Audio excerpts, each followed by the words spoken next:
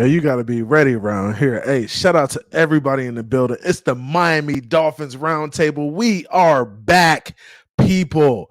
Get ready. This is going to be one heck of a show. Get in the comments. Shout out to the chat. We are going up on another Friday night. Dudley Do Wrong. Hey, your boy TD Fins Talk. It's gonna be a good show, y'all. We gotta talk some TUA. Hey, you see I'm rapping. You see me. Hashtag pay TUA in the chat. Hashtag pay TUA in the chat. Let's get it. We got music going on. What does TD got going on right now? Shout out to everybody. Kevin Lee, what's good? I see y'all, man. Shout out to everybody in the chat. This man playing sounds in the background, messing me up. We still rocking. Hey, what y'all been up to, man? Hey, hashtag pay TUA, hashtag we about to get her done. He said, ask his record petition. Hey, schedule came out too. Man. Let's go! Doug, man, tell him he can't get me no more, dog. Oh, we got you. He was like, Doug in the house. He thought you was going to pop up. That countdown happens. He's like, I'm ready. Let's go. Oh, yeah. I already know what time. Oh, man. CB, man. You know, we done took like, it feel like it's been 2 weeks now. It's been a while. It's been a while. Yeah, man. Listen, man. Hopefully, y'all understand why we had to take a few weeks off. CB83 got murdered so bad 3 weeks ago. We had to allow him time to recover, but he's back. I forgot about that. Yeah, Doug. That's all it was. We just gave our homie a little time to recover. Hey, I was killing y'all boys that episode. You know, hey, I was worried about your life out there. You know, Mr. Hicks was about to come get you. Hey, we Gucci. We Gucci like Jalen Ramsey and OBJ. We Gucci out here. We ain't worried about that. Man, nice jersey, bro. Hey, nice appreciate jersey. It. You know, little throwback to a joint. You know, hey, you know how we do, Doug. You know how we do, Dougie. Yeah. Let me see the sleeves. Let me see the sleeves. Hey, you want to see that? Hey, gun show. You want to see that? Hey, that jersey looking a little incentive based. I like it. I like it. Hey, all right. A little incentive based, huh? TUA. What's going on? Hashtag pay TUA, man. Hashtag pay TUA. Yeah, man. Pay the man. Doug, man, how you feeling, brother? I'm good. Mario. It's me, Mario. It's been man. We got stuff to talk about. We even talked about the draft, really, did we? Ooh, dang, we still didn't talk about the draft. We talk about OBJ, the draft, schedule. Y'all been slacking, bro. Man, I feel bad now, man. But the headline news is TUA requested a trade. Let's talk about Hey, please stop.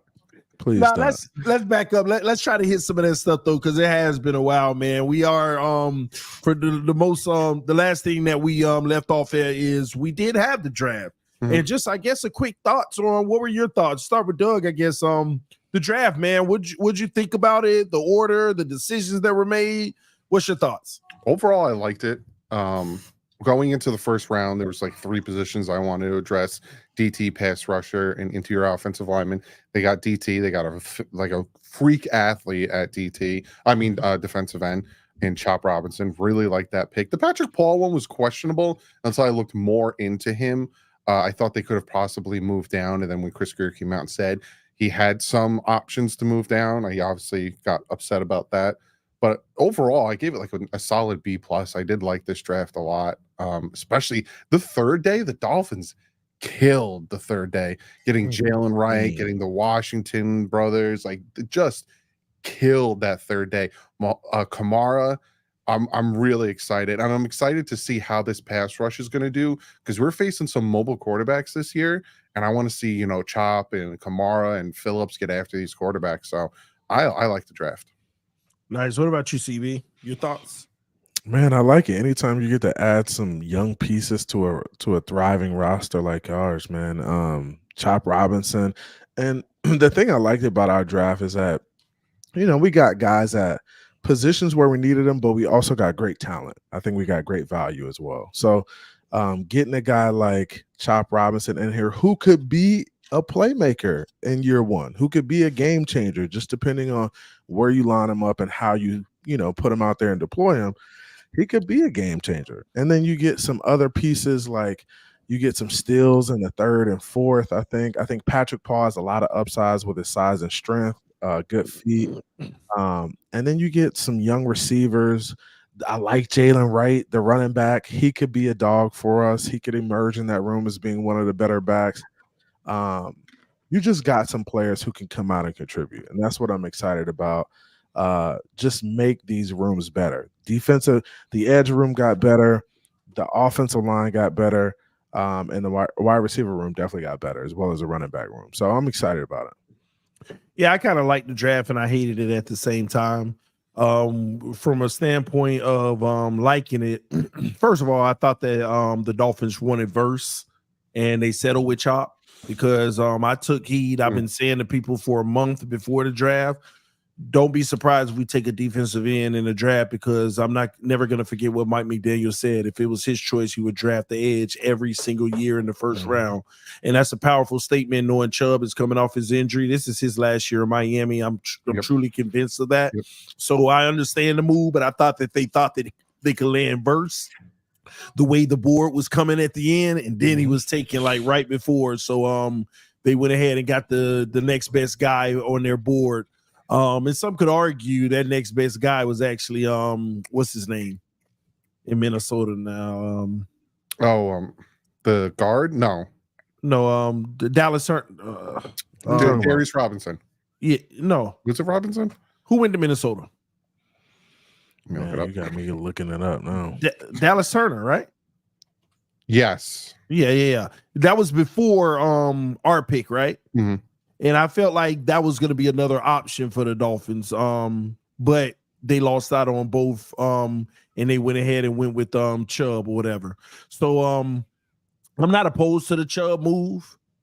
Especially given the circumstance of, I feel like the Chubb move is a now and future move. Mm. And it'll be a 3-man rotation when everybody gets healthy. 4, but the main 3.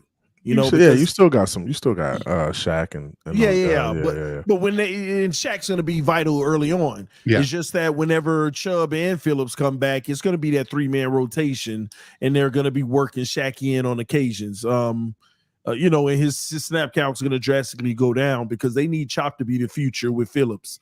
But the second pick with the left tackle, I hate it. I hate it. It is a future move. It's not a now move. I can understand us arguing it is a now move due to Armstead's injury history. I just feel like in your first round and your second round, when you got Tyreek on the roster, Ramsey on the roster, Mostert on the roster, Armstead, Chubb, you got all of these veterans making all this money, knowing that window's about to close. Half of them gone next year and all of them gone in 2 years. I'm thinking that you're going to go strictly Super Bowl window. Let me go get me 2 players that's going to help us get closer to the dance now. Chop, you could argue, still does, but not Paul. I don't know. What if they find a place for Paul? Paul cannot play guard. That size at the guard position is going to be very difficult, bro. And now, hey, we've seen crazier things work out, but conventional wisdom, that ain't happening. Rob Hunt, I think 6'6", 6'5". I think. Yeah, I mean, it's close, but that was a different quarterback. His build though is different. He's a big dude. He's a big dude. He needs that flexibility on the outside with space. So I like the developmental piece on it. Here's my question, y'all. You get Austin Jackson at what, 16 or what was it? It was around 16, I think. Right? You 18, get Austin 18. That it was at 18. Okay. Yeah. Steelers Phillips was 16. Mm-hmm. You get Austin Jackson at 18. He was a good left tackle before he got hurt. You can argue with me he was average post-injury. At right tackle, we could argue again he's an above average player to me. But he's good enough at the right tackle position. It's not like he's great and we re-signed. He's above average. But do we think that Paul is going to be better than Austin Jackson? See, and I kind of get weary about that, bro, because it's like, this is a hope. This is a hopeful pick here, and that's an important position. And it's just fundamentally me. I'm a firm believer. Left tackle, first round.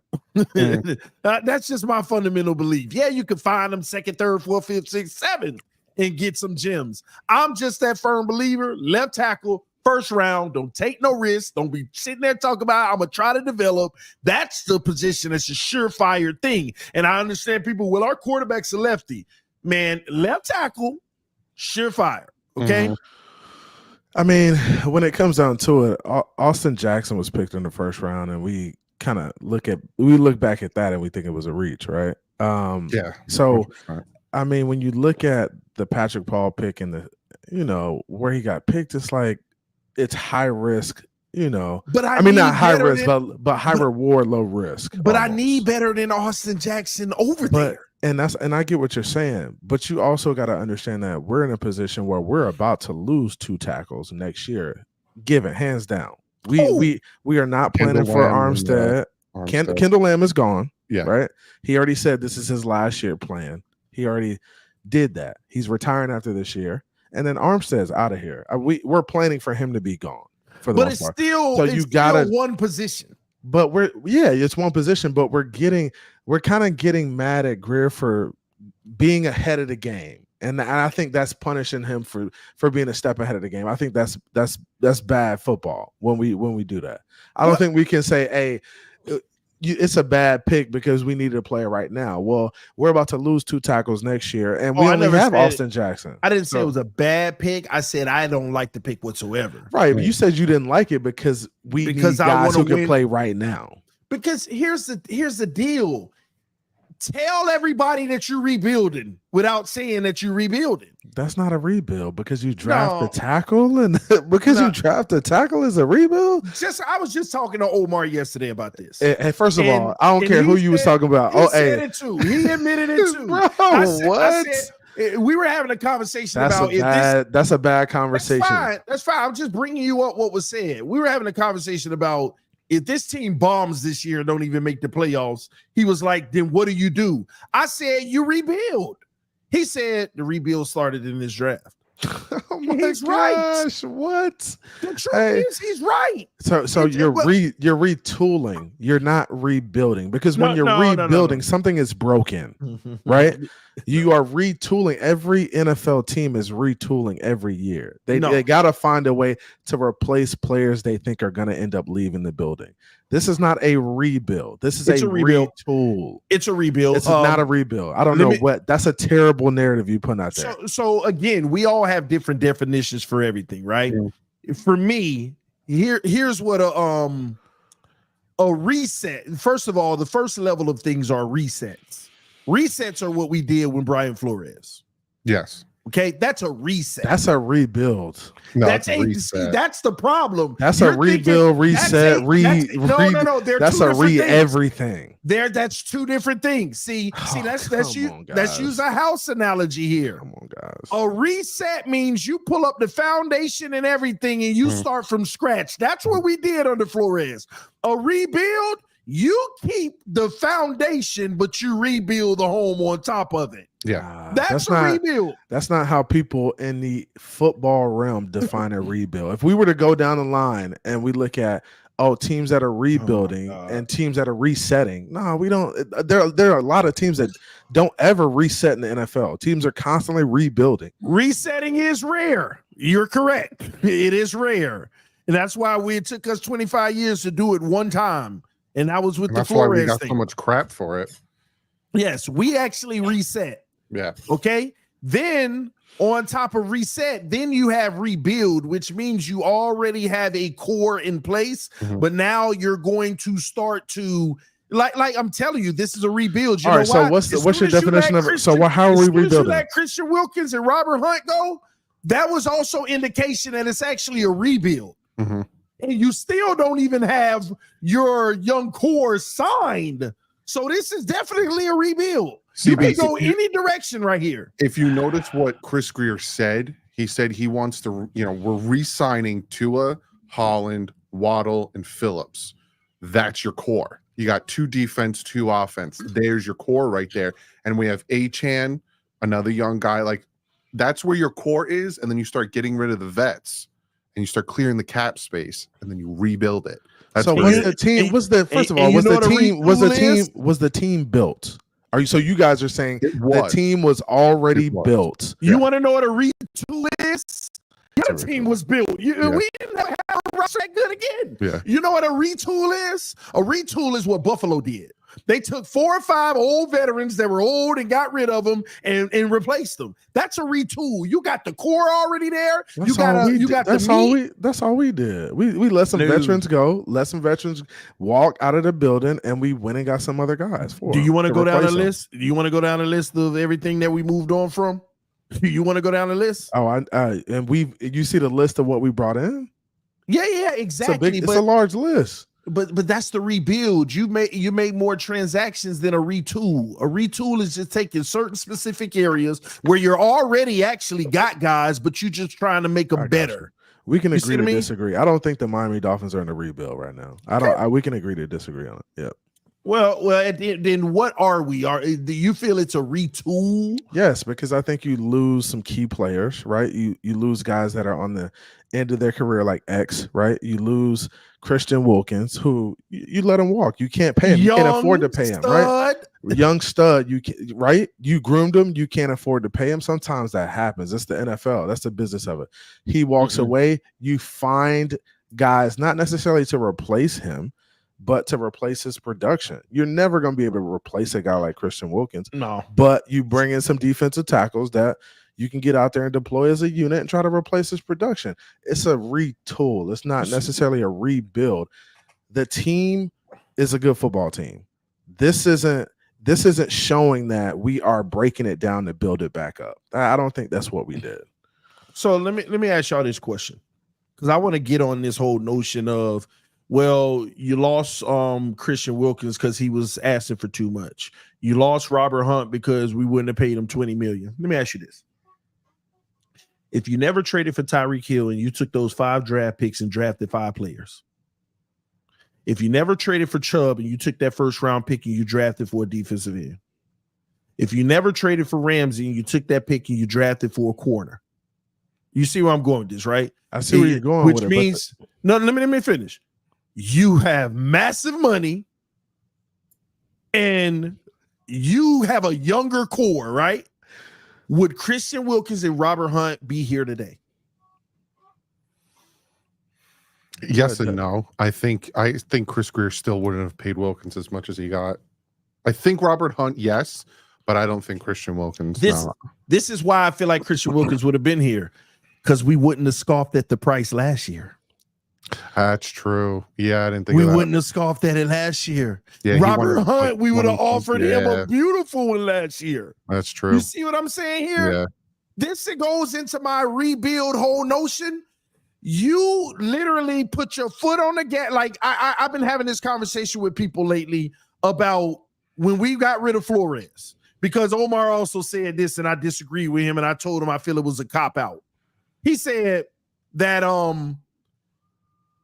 Mike McDaniel, we reset everything with Mike McDaniel because Flores botched the tank.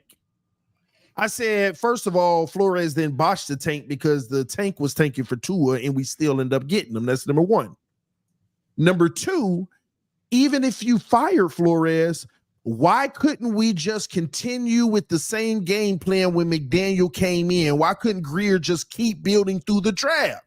He panicked and he went because time was running thin. We needed to see results immediately after Flores. I feel like he panicked and he went ahead and bought the team instead of building the team. And now I feel like they're transitioning into building the team and starting to get rid of what they bought. You don't bring in an offensive-minded head coach and say, hey, I'm not going to get you any toys to play with. Like what? We are going to get you toys. Go get them in the draft. No, that's not the draft, guys. The draft is not 100%. It's a crapshoot. There is no guarantee that whoever you pick in the draft is going to make it out to be a great football player. You go get proven commodities who have shown that they could do it, and you mix in draft as well. And that's what Miami has done, and I think it's the right approach. Because if you try to do it through the draft strictly, you'll never get there. Bro, you have to become a Dolphin fan? When did you become a Dolphin fan? That's what we've done for 25 years. And we finally, for the first time, said, yes, we're finally doing it a different way. We're going to be consistent. What did Rostam say on the podium? We're going to be patient.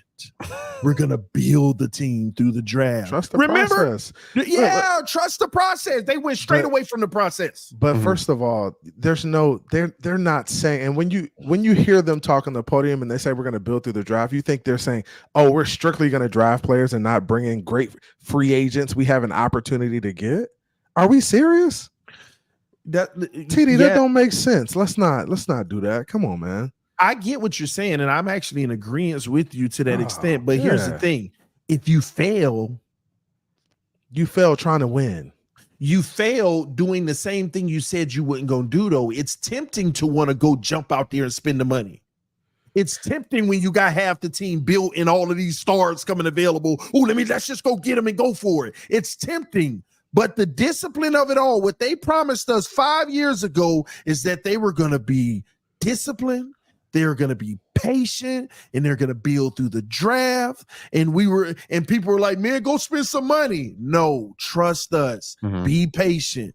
Did they not get away from that the first time when Mike McDaniel came in? Not Mike McDaniel's fault. I don't want y'all to think this has anything to do with Mike McDaniel, but this is Chris Greer. We're mad. Are we mad at getting guys like Jalen Ramsey, Tyreek If Hill, we don't win this year and next year, Armstead? Absolutely. But I understand the hindsight argument. But if we don't win, it's a failure. But that's not anything we could be upset about. I don't think that's even for us to say, oh, we're mad that they didn't build through the draft. That doesn't make sense to me when we have a really good football team with really good football players. Well, I didn't say we were mad they didn't build through the draft. But you seem like disappointed that we didn't continue to go through the draft. No, what I'm saying is the process in which they took right now is showing a trajectory of failure unless they change it this year. We gotten better each year. Is it really showing that, Doug? Maybe I'm tripping, Doug. I just think Edie has a point when he says that they changed it, because real quick when Mike McDaniel came in, it was a real 180 from what they were doing. Now, is that a different philosophy from Mike McDaniel and Brian Flores? Possibly, but it was just a complete 180 where we went out and we started making moves, trading picks. Screw it. We need to win now. And then we didn't win now. And then all of a sudden it seems like they're like, well, that didn't work. Let's go back to what we were doing before. And my thing of it all is pick your path. That's fine. But they all have to be judged. So when I say that if it don't work, it's a failure, you mean to tell me we can't look at it as a failure if we lose this year and Chubb is gone, Tyreek is gone, we lose next year, Ramsey's gone, Armstead's already gone at that point. But all of the guys you brought in that you changed the whole flow with, right? That were supposed to come in and change the culture and bring a Super Bowl. 2 years from now, if we didn't win one, but we did start building in the draft again, that whole process wasn't a failure? When you look at the teams that have won the Super Bowl, I'm not talking about winning the Super Bowl. Bro, you just said it. You just said it. I apologize. TD, you just said it. Let's not do this, because this is my problem. Show postseason success. No, this is my problem with people. They're not even doing that. This is my problem with people. People want to talk about Super Bowls. There's only a couple teams winning Super Bowl. Now you want to hold on to that point. Come on, bro. Okay, we don't have to do it then. You're right. Don't do that. Now let's talk about what it really is then, CB83. You lost to the Super Bowl champions in the playoffs. 0 postseason success. If they don't win a postseason game this year or next year, we can't say it's a failure. You can say they fell short. It's not a failure, dude. If you don't win a Super Bowl, how many other teams are winning Super Bowls? You see what you're doing again? Come on. You're doing it again. I just have a realistic view of how we look at the team and how we look at football. Bro, you stick on your point just to stick on it, bro. We already off of Super Bowl. We said postseason success. Just win a playoff game. Winning a playoff game. If they don't win a playoff game. If they don't win a playoff game, they drop the ball. Yes, they failed the rebuild the past rebuild that we did.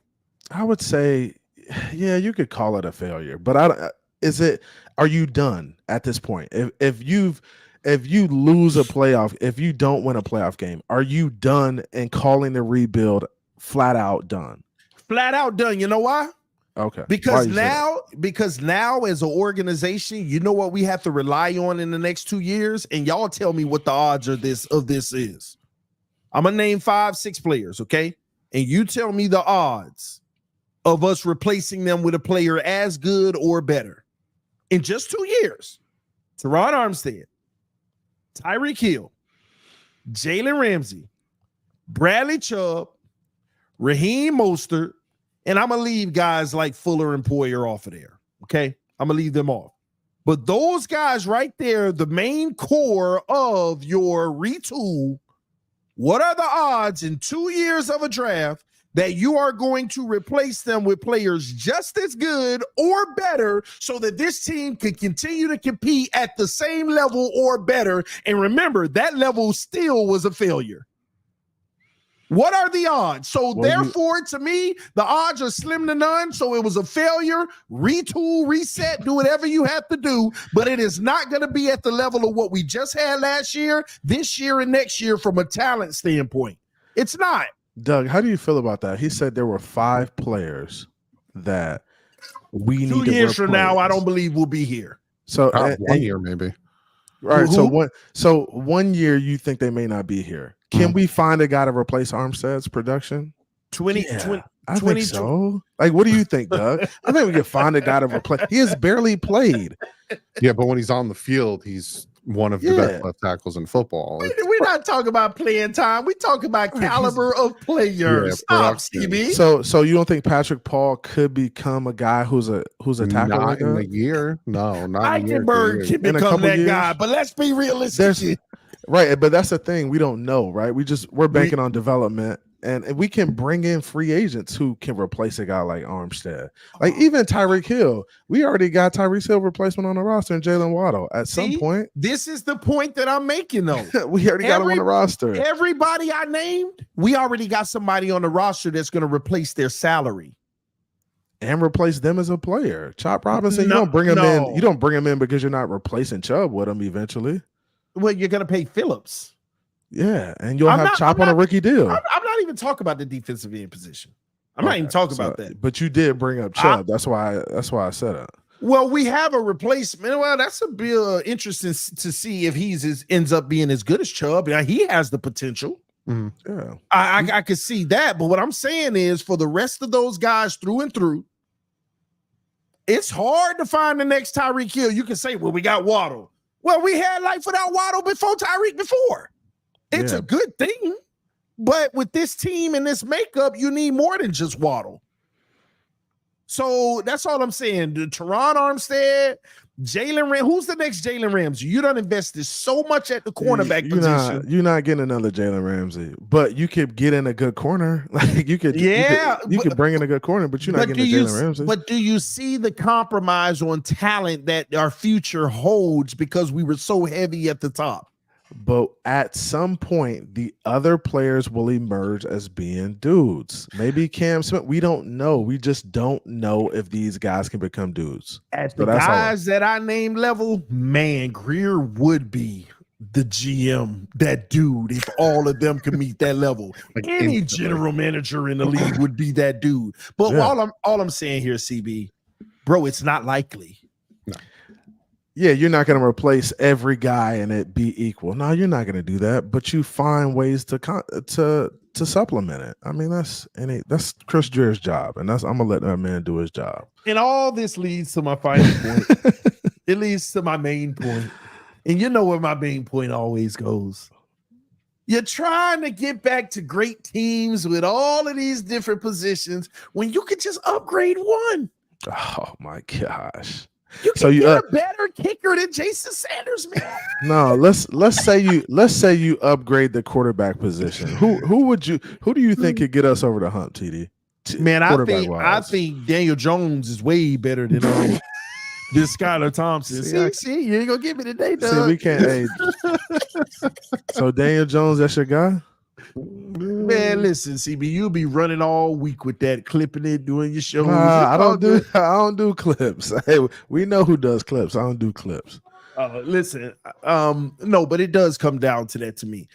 Like the likelihood of having a roster as good as the one we just had or the one that we're gonna have this year, it's gonna be, especially paying Tua, it's going to be almost impossible for the next 5 years unless Chris Greer becomes the best drafter of all time. Mm-hmm. Meaning that he hit on every single number 1, 2, 3, and 4 pick for the next 2 years. And we would love to sit here and say he could. I'm just living in reality here. That's my only concern moving forward. We got to do it now or next year if we move forward to next year to try. We have to. It's not a beautiful future like outlook because of the spending we did when McDaniel came in. We could have been in a much better situation right now if we didn't panic. That's what I'm getting at here. We already wrote a lot of the book for our future. Unless Chris Greer does something that nobody believes he's going to do. Another reset. Not happening. And it ain't happening. No, he'll be gone. If they try to do another reset, Ross is gone. Like they're all gone. It'll be maybe not McDaniel reset. No, top to bottom, everyone's gone. Stephen Ross, like if it got to that point where it's like we need to, it's not working. This isn't working. Stephen Ross would be like, "Here you go, daughter. Here's the team. I'm going back to New York." Is Ross complicit in this though? I think Ross wants to win, man. He wants to win. So that's the thing about Stephen Ross. Like, we want to knock him because we want the throwback jerseys. That man has put so much money and time into this team. Like, the renovations of the stadium came out of his pocket. Like, he wants to win. He just doesn't. He doesn't have that person to be like, "This is how you win." You need to hire him, and him. He got me. TD, it's not true, bro. It's not true. CB, you should want it to be me. I'll bring you in the building. We need a new mascot. See, I know that's exactly why it's not true. That's exactly why it's not true. Could you imagine though, like this thing turn into like, do y'all ever? Because I ain't got no $10 billion or more, so I'm done dreaming about that. But could you ever imagine like Stephen Ross, like before I go, I just want to have fun and hire a general manager in the fan base and blah, blah, blah. With the balls. Oh, man. As long as they don't get TD, man. As long as they don't get TD, we all right. Boy, let them call my name. Hey, get me on that same Jet McDaniels was on. This would be me. If your name got called, this would be me. When is it ringing? He better call me. Hey, I'm gonna call you, Doug. The whole wolf pack. Hey, He taking the whole wolf pack with him. Hey, Doug, I'm in the building. Do you believe in Tua or not? Boss, whatever you want. I'll be there. Hey, CB, you believe in Tua or not? Yes. Pay Tua. We do need some equipment managers. Nah, man, but I would keep. Listen, man. Whether you believe it or not, I would definitely keep Tua. I would just I would go for broke. Yeah, I would go for broke. If I was what you think they doing now? Nah, they went for broke the wrong way. I think they going for broke now. Like let's keep it real for real. This team, the way they're building this team, I think they're really going all in. They are. Mm-hmm. They are going all in. They are trying to win right now. Mm-hmm. And I can see it happening. See, you know what going for broke is to me around Tua? I'm not going to get a Bradley Chubb who done already played most of his career in Denver. Mm-hmm. Years already adding in. I'm not going to go get a Jalen Ramsey that done played about 70% of his career either. I'm not going to go get a Teron Armstead that played 90% of his career. Can't stay healthy. I'm not going to go go playing at a high level though, TD. I'm not going to go get an old version of Connor Williams. Mm-hmm. I'm not. You see, so this whole notion of going for broke, yeah, money wise, paying them, but if I'm gonna be throwing out now, I would have gotten a Tyreek and a go for broke. Come on, so I get that. Who can you pay at this point that are quality players that you can get in the building? CB, at this point, I get your point. Yeah, but I know you get my point. I'm talking about going for broke when they made those decisions. Yeah. When you made those decisions, I would have just added another $5 million on whoever I could get to replace Teron Armstead. But you got to think about this though. They thought that these guys were going to end up being great football players when they got him. Teron Armstead, they thought he was going to be, and he's still a good football player. He's just not. It wasn't a thought they were going to be great football players. We know that they were going to be great football players. Right. But we also knew you was only going to be a great football player for 11 games a year. You knew that. Yeah. It's not like he had 2 or 3 seasons sprinkled into his career where, sometimes he get injured. The man had like 6 seasons in a row before he came to Miami and get over the threshold. Chris Greer be knowing this stuff and he go out and do it. Do you know who goes for broke? Cincinnati. How many years are they just trying to add top offensive linemen in front of Joe? Joe Burrow got hurt again. We got to put more offensive linemen. Like, instead of going for Bradley Chubb, if they were going for broke, they would have got Raekwon Smith. That's the move they would have went for. And they probably going to pay T. Higgins when it's all said and done. They probably going to end up paying. They need players. That's going for broke. That's not getting Isaiah Wynn injury prone, not getting Teron Armstead injury prone. But Doug, you got to think about go for broke. You put the best in front of them. But you also got to think about Mike McDaniel's philosophy to offense. His offensive philosophy may be, hey, I don't need a bunch of great offensive linemen. I just need guys who can do their jobs. But I do need great weapons for Tua to distribute the ball to. But then you have the people saying that Tua can't get to his second read because he doesn't have time to get to his second read. Right. That's the gift and the curse. Right? No, so that's the curse, and then you got more gifts. So that's Mike McDaniel and his philosophy. That's sometimes you can't put it all on the GM too. Like the coaches have a lot to do with the players they get and acquiring. I agree, but for a little bit slightly different reason. I love me some Mike McDaniel, but I be low key having like reservations, like if we want to really get down to the nitty gritty, right? That's it right there. Here's my thing. Well, I'm not gonna say it's him. It's him, but it's not proven. But here's the thing: he got to take the ownership of being him if he ain't gonna really tell us what the real issues are.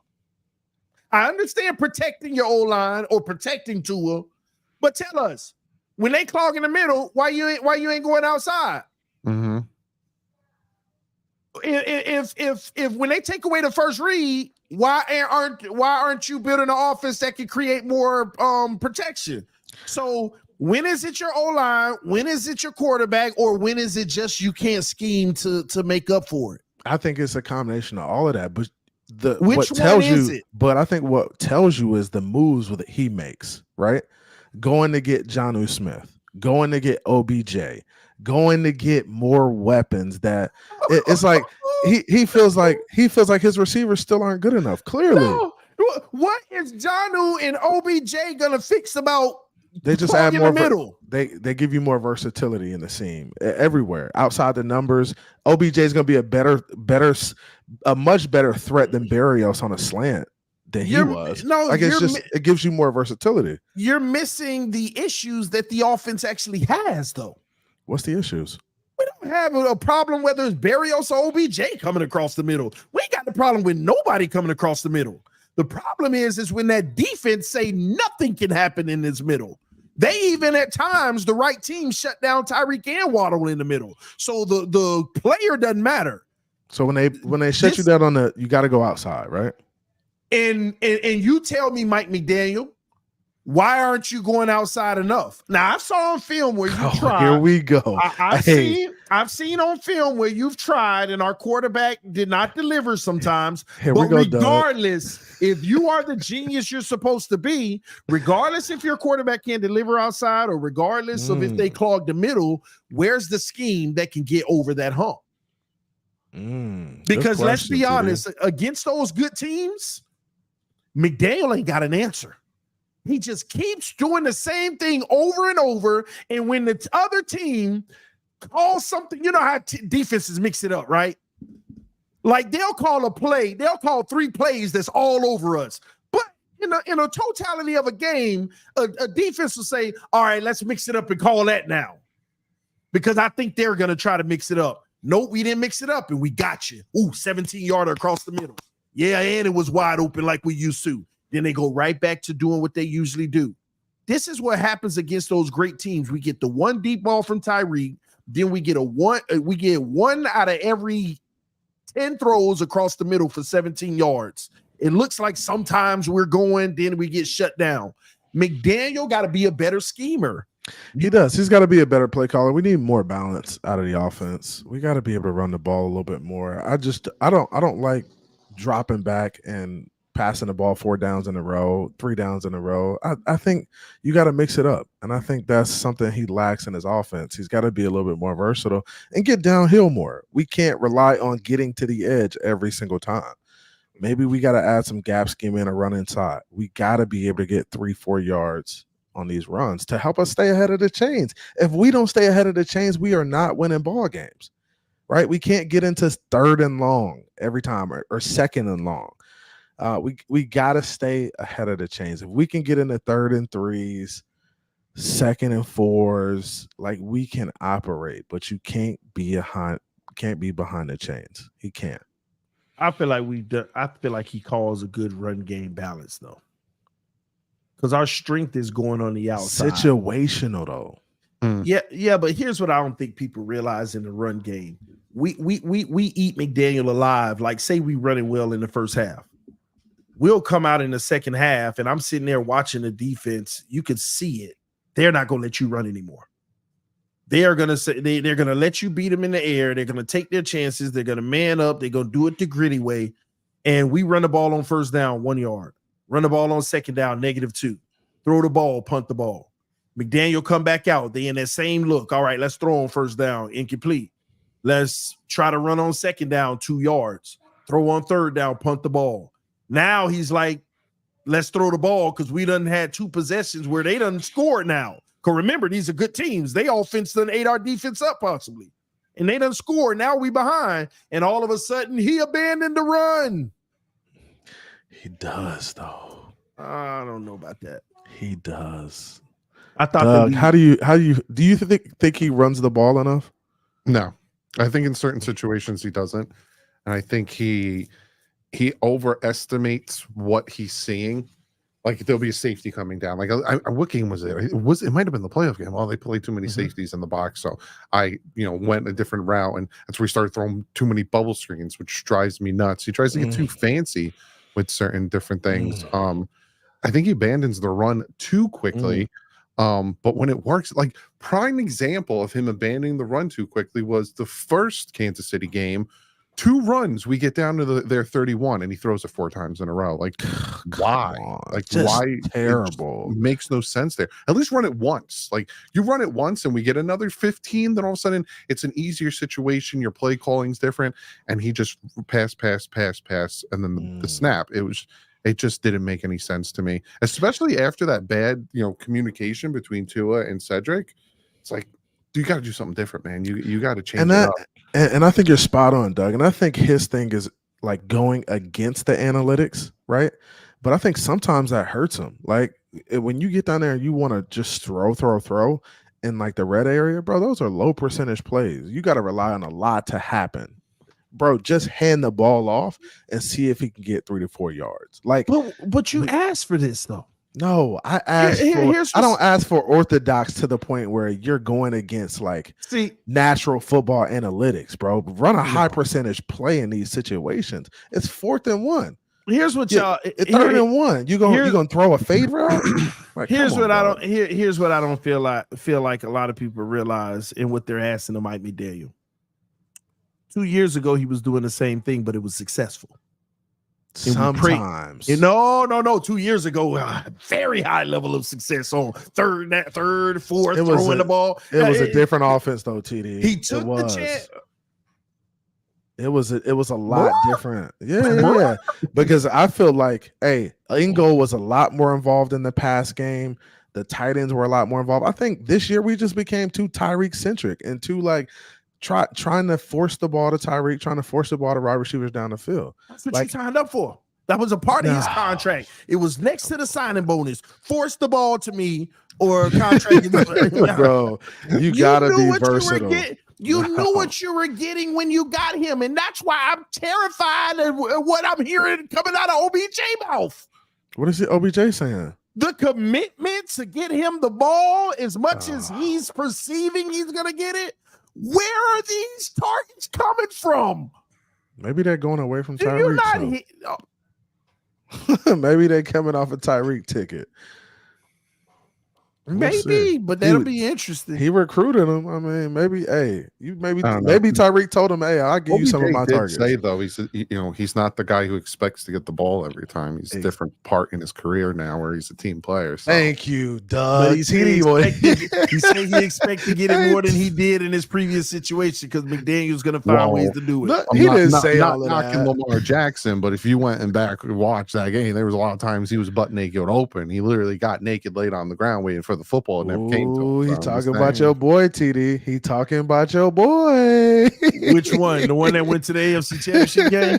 Yeah, I don't know which one you talking about. The same one that got beat by the same one that got beat by Tua. At least he went further and got further getting there. Mahomes beat him too. But Mahomes beat everybody. But listen, man, we already talked about the draft. We talked about OBJ a little bit, man. We ain't got too much time left, but Tua. Tua is being rumored to be holding out potentially per sources. Now, they didn't say the report said that he hasn't been at the voluntary portion of camp for the most part. For the record, for those who don't understand what the most part meant, he has been to some, but I think since the 15th or something like that, he hasn't participated since, if I'm not mistaken. He hasn't participated in one iota since the 15th. I know the pictures that came out today, him at camp, those were old, by the way, before the 15th. But yeah, him throwing the ball. There's a video of him throwing the ball that came out on April 18th. Was it released on the 18th or? Well, that's where it came. We don't know what day it was taken. But we're talking about April 18th. Yes. Yeah. Well, my bad. 15th, 18th is still it's a month. Yeah. But everybody else has been in the building. Oh, he's there. Even Omar came out and said he's there. He's just not taking part in some of the activities because there's nothing really going on. OTA start Monday. It was rookie camp and stuff, but he's there. He's working with Malik voluntary stuff. Yeah, voluntary stuff. No. The point of the matter is this. This is something that he's participated in since he came into the league.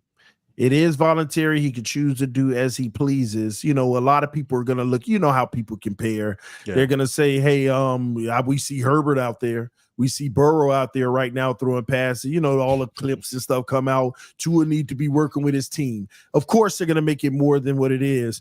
But it does open the conversation, though, only because, quote unquote, a source close to the situation saying that they believe that it has a lot to do with the holdout. Now, I'm an individual. I don't care.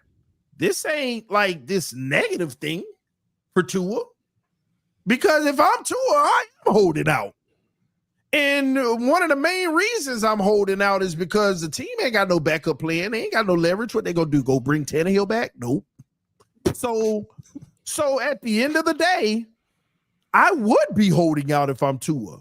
And not only would I be holding out if I'm Tua, Why would I risk going out there, even working out, and facing one of those injuries that almost every quarterback at some point in their career has, that non-contact or anything? Because what would happen if something like that happened to Tua today working out, where bam, he ain't gonna be back until next summer? Yep. And everything is shot for him. If you ain't getting no money, you're gonna get them peanuts after this year. Well, you got your 5th-year option, but with anything you get next year, they peanuts. Yeah, we'll sign you on a 5-year at 75. 5 years, 75. It ain't that. It ain't that. But you could get away with a 5-year, $130 million deal if something like that happened. And so why take that chance? Like people saying, watch, he's gonna show up Monday. Yeah, I believe he will too. But me deep down, bro, why would you even do that? Don't worry about these people saying, oh, why he ain't a good person holding out. Screw them. You could solidify $150 million of guaranteed future money for you and your family by just sitting on the couch a little bit and making Greer sweat. So that's where I'm at with it. If I'm his if I'm his agent, sit your behind down. Keep working out or whatever, but sit down and let me work on this for you, because the closer they get to camp, the more heat they're going to feel. They have no backup plan, and you think Chris Greer going to go into the season with Teron Armstead, Tyreek Hill, Jalen Ramsey, and all of them, and just say, well, we'll go with Mike White and Skyler. No. Let's see. I told y'all this all along. He got all the leverage. Like, just go now. He him. does, because he been had it. But this is why I said draft Penix at 21. But it still didn't matter. No. This is seriously why I'm like, this is why you got to bring in a quarterback. But that would have been a bad plan too, because all of them went early. So that wouldn't have even worked. And don't give me no Jordan Travis and stuff. Stop. I'm not. They ain't no different than Mike Jordan White. Travis, he probably gives Skyler a run for his money, right? But maybe, but that still ain't ready to be a starter in the NFL. That ain't a replacement for a holdout quarterback, is what I'm saying. So you got the leverage, take advantage of it. Now, opening up another can of worms. If I'm the general manager, I'm playing hardball, but it's a tough battle to win. I'm playing chicken, but it's tough. So what do y'all think about this holdout thing? And should he, even though I don't think it really is? And what would you do in this situation? I'm gonna get my thoughts, and then I gotta get out of here, put my daughter to sleep. I agree with you like 100%. Like, I know people are gonna look at, if he does hold out, and I think he gets fined if he holds out of OTAs. I know mandatory minicamp he definitely does, but I think he does get fined if he holds out of OTAs. Is it a fine, or you lose the money you would have made? It's something like that. But I agree with you, because we don't think about that aspect of there's always a freak accident. So for a fact his agent's like, do your thing, because he's working out with Tyreek, he's working out with Waddle, he's working out with Malik, he's working out with all of his receivers away from the team, not from the team facility, but away from the field to get that rapport with them. So he's still doing his thing, but he is not with them on the field, which I'm like you said, I'm okay with that, man. Don't put yourself out there to get hurt, and then all of a sudden you're screwing yourself. Especially if the rumors coming out that the Dolphins are trying to get him in an incentive-based contract, and for a fact, his agent, who got Christian Wilkins money, who got Robert Hunt money, who's Javon Holland's agent, is trying to get him top money. So it's going to be interesting, but I think he'll be there Monday, but it depends on what he does. All right, Doug. Thanks so much, man. Take care, baby girl. And hey, get that project done. All right. Salute, Doug. See you guys next week. All right, man. You heard it from Doug, y'all. What about you, CB? Yeah, man. Tua has a leverage. The Miami Dolphins also have some leverage too, right? And I think they do, right? What leverage? Him being injured is one thing, right? So the injury history is real, right? And I think they'll bring that up when they go to the table. I think also Mike McDaniel plays a big part in this. I think Mike McDaniel, and he's not going to get involved with the money, but Tua will consider the relationship he has with Mike McDaniel and how Mike McDaniel feels about him as a player, right? I think he wants to be here. I think he wants to be coached by a guy like Mike McDaniel. So he's got to take that into consideration as well when he goes to the negotiating table. So I think these are all realistic things that players think about. Hey, what is this situation like?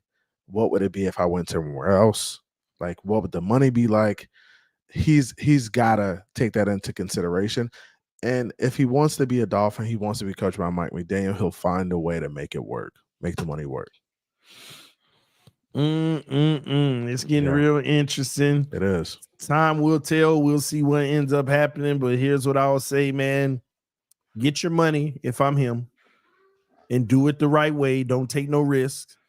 But if you're the organization, man, this is a tough situation to be in because you don't have to pay him right now. You know, you do though. If he holds out, you do though.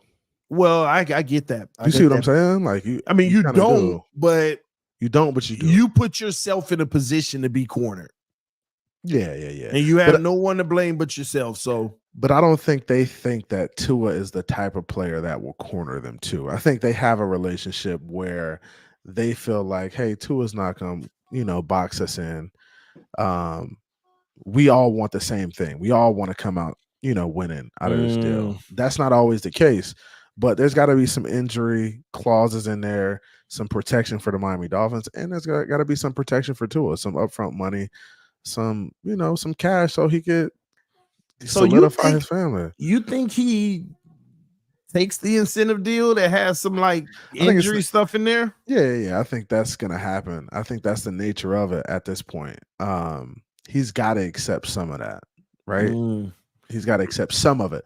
Now he doesn't have to accept all of the language in the contract there, but some of that stuff has got to be in there. And I'm not saying, I'm just saying some of it will be in there. It may be very minor, but the Dolphins are gonna have some protection in that contract. They got to. I guess my last sentiment on all this is why they wasting our time. Get that man his money because you know you're going to cave and fold and do it anyway. But see, that's always been the plan. It's not like they haven't told us that the entire time. What's taking so long? What's taking so long? Because they have to. It's a process. It's just not like. Was it a process for Jared Goff? Because they had. Yeah, I mean, if so, the Dolphins were in a situation where you got to draft, you got to sign players. Like the Lions? Yeah, but these deals don't get done until typically going into the season, like 2 or 3 weeks before training camp. Like that's kind of always the deal when it comes to these deals. When it came to Burrow, that's when he got his deal. When it came to Hurts, that's when he got his deal. When it came to Herbert, that's when he got his deal. Like all these dudes get their deals into the summer right before training camp. Well, the only difference between them and Tua, they got their deals in the summer a year earlier. True. So this can be a totally different situation. I don't know. But now consider this though. Tua's rookie season, people were talking about, and second year, people were talking about how much better he was than Jalen Hurts, right? And then Jalen Hurts just came onto the scene during that Super Bowl year and had a crazy run, right? So you can't really I just feel like people are so zoomed in on Tua and what he's doing. Like some of these other guys really didn't deserve that money either. I don't think Herbert deserved that type of money. I don't think Daniel Jones definitely didn't deserve that type of money. Jalen Hurts didn't deserve it, but that was the market. He had took them on a crazy Super Bowl run, even though that his first couple of years, he really didn't do nothing. Like he was decent, but he wasn't better than Tua Tagovailoa as a player. See, here's what I think deserves that kind of money.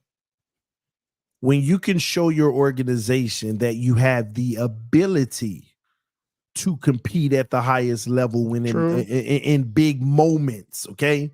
Now, so that's why I say Hurts, even if he falls off or have up and down moments, he's shown the potential to be able to do it.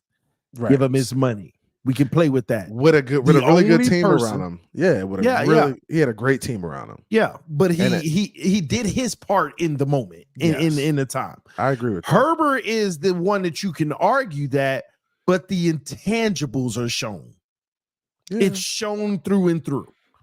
And it's hard for them to deny Herbert when Daniel Jones get money. When he averaged, that's just stupid, bro. But it's hard to. First of all, that's guys like that mess it up for the market. Like, it's how you gonna say Herbert shouldn't get paid and Daniel Jones got paid $40 million? Like that don't make sense. But everybody ain't gonna be smart. There's gonna be some stupid teams. Right. So I think the problem with Tua is that they've just been waiting on that one signature late season victory that they can like win the division last year. Even if it wasn't in the last week, if it like I'm telling you now, if we wouldn't have lost to Tennessee, he would have already been paid, in my opinion. That's good. Because we would have won the division, we would have had a home playoff game, entire different perspective. Nobody really would have cared about all them losses at the end because we won a division. We had a home playoff game. We wouldn't face the Chiefs first round either. I agree. I think people typically only look at like the wins and the losses. Right. Yeah. I think you're spot on. I think if we would have won some games, people would have been fine with paying him. They're just waiting on him to have that signature, like impactful one that we all can feel. And I know we talk about Ravens and Bills early season, but when we talk about that, everything on the line, back against the wall, not just in-game moment, but the game itself is a do or die moment. And he doesn't have one in his whole career. I don't know. I think the Dallas game was he scored one touchdown and we had 5 field goals. Nobody's going to count it. Nobody's going to say it was a signature moment. And I see what you're saying, but it's a game-winning drive late in the game. Bro, we ran the ball for 50 yards on that drive. Bro, he what do you mean? He threw the ball for 50 yards on the drive too. We went all the way down the field. No, we ran the ball for 50 yards on the drive and won the game. The game-winning field goal. It wasn't even punched in the end. I'm just saying that's not your signature win. TD, it was a good win. All right, man. I gotta get out of here. We over an hour. The wife waiting on me. Listen, man. Y'all go check CB83 out on this channel. Y'all go. You going live tonight or no? Maybe, yeah. I'll probably go live tonight. All right, y'all make sure y'all go subscribe to the channel, put the notifications on, chop it up with him. He do live panels as well where you can come on and have these conversations, give your thoughts, debate, agreements, all that good stuff, man. Love y'all. Appreciate y'all. Any last words, bro? Nah, man, good conversation. Shout out to Doug. Shout out to you, bro. This has been solid. We got to do this more often. We've been slacking. Yeah, man, we had to get you to recover, man. We beat up on you bad 3 weeks ago. But hey, super chats real quick. Super chats before we get out of here. Thank you. Yes. Thank you. Because Richie keep on yelling at me, bro. You don't never read your super chat. See y'all week 17, G Money. That Browns. Hey, it's a dub for the Dolphins, G Money. What's up, Dolphins? Hope y'all doing good. We taking over SoFi Stadium again. Let's effing go. What up, DD Scal? Hey, TD. What up, whole squad is not drafting. What up, whole squad is not drafting 360-pound A1 clogger defensive tackle Devondre Sweat. A huge mistake. Attempt trade TUA for Dak. I mean, that could be a conversation, but that's only if we're talking real holdout and we get to camp and he ain't a show. That could be a real conversation. But right now, leave that alone. Bills fan here. Please do something dumb like pay Tua. If you want him to be the guy, y'all need the NFL 100 anniversary all-time team around him. Wow. Tua showed you last year with the division ceiling interception in week 18 that he isn't the guy. Dang, y'all going hard on Tua, man. Have a drink on me. Alcoholic or non-alcoholic? $5. YouTube gonna give us give us 3. So we're gonna get a Sprite. Yeah, we're gonna get a Sprite. Appreciate you, though, homie. What NFL team would be interested in Tua if the Dolphins released him? There's at least 3 to 4 right now. At least 10. Well, right now, 3 to 4. The other 7, they got a young quarterback, so they wouldn't. But in the offseason before the draft, it'll always be, in my opinion, 4 to 7. At least his current level of play. Yeah, top 5. What we talking about? If Tua is smart, he takes less money first. No state taxes. He knows he needs speed. Speed costs money. Waddle gonna get paid, and we need to keep a top 10 D. Glenn in the house says CBS TD. His prediction. With the record TD has Miami, you can do just as good with Skyler or White. No reason to pay Tua. Wow. I have us going 8-9 right now, so we'll see. Man, Glenn turned into a wolf packer on me. That's crazy. No, I don't know. Glenn Wolfpack now, man. That's my guy too. Shout out to Glenn, man. He one of the members on my channel, man. Nice. Well, thank you everybody so much for tuning in. We appreciate the love. We appreciate the support. Fans up no matter what. We'll see y'all next week right here on the AFC's Roundtable. Miami Dolphins Roundtable signing out. Peace. See ya.